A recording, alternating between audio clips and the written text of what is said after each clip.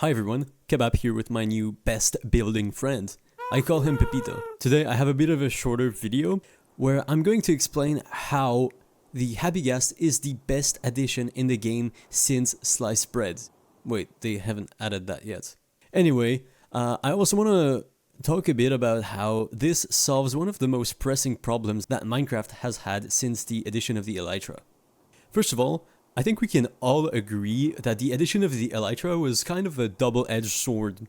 On one hand, it allows us to build more efficiently, and it permitted the construction of a huge bases because there was now no need for a whole lot of scaffolding, and it was now much easier to get up and down in big builds and to gather all the resources. But at the same time, the mechanics are kind of off.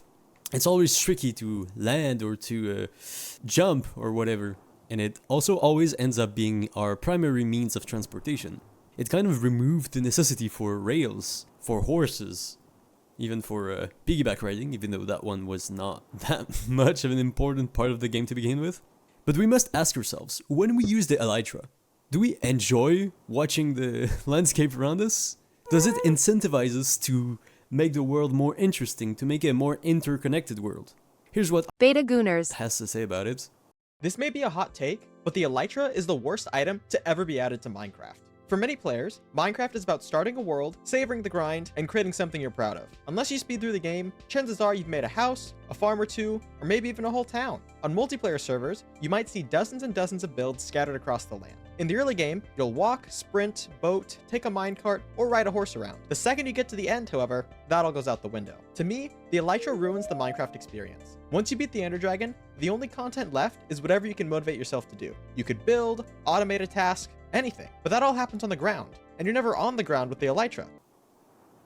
And here's what Mumbo Jumbo had to say about it. A lot of people think that the elytra is actually overpowered. This is a strong criticism of Minecraft. And this is something that I firmly disagree on, just because elytras make big builds manageable in survival Minecraft. Without them, the building process of making something large, especially if it's vertically large, is just so grindy and painful that while I guess that kind of proves my point that they are overpowered because they are so essential, I think it's a necessary overpoweredness. So there's kind of a dialectic here. On one side, we think that the elytra has been a kind of a harmful mechanic in the sense that it brought us away from a slow pace, from appreciating the world around us. And on another side, we have, from Mumbo Jumbo, the argument that this allowed for a whole new world of possibilities when it comes to megabases. And now a new important factor comes into play: Pepito.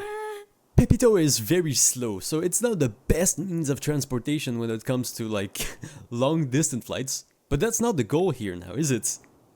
It's a bit faster than a minecart because you don't have to actually build the tracks, and we can have multiple players inside it, and we can transport all kinds of stuff with it. So it's not a means to transport yourself across the landscape, ignoring everything around you and preventing you from truly appreciating the landscape. But it allows us to do those said mega builds that Mumbo was babbling about.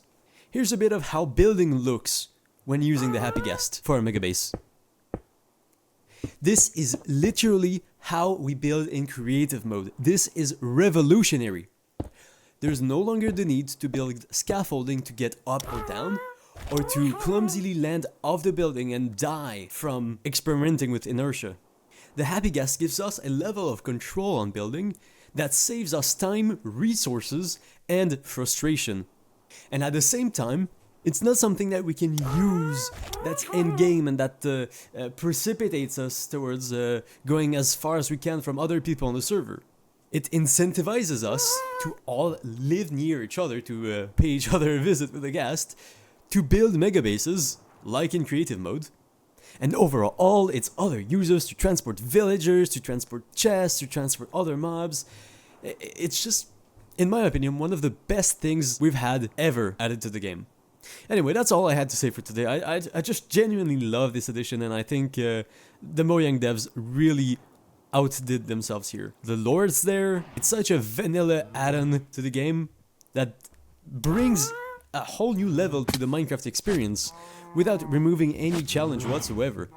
It's just Fuck, man, I love it. I love it. I truly love it. Anyway, thank you for watching this short positive rant about the state of Minecraft and how much I love my little friend Pepito. I will be back soon with another Minecraft survival episode. But in the meantime, if you just want to subscribe or like the video, I would be very appreciative. Thank you for stopping by, and until next time, kebab out.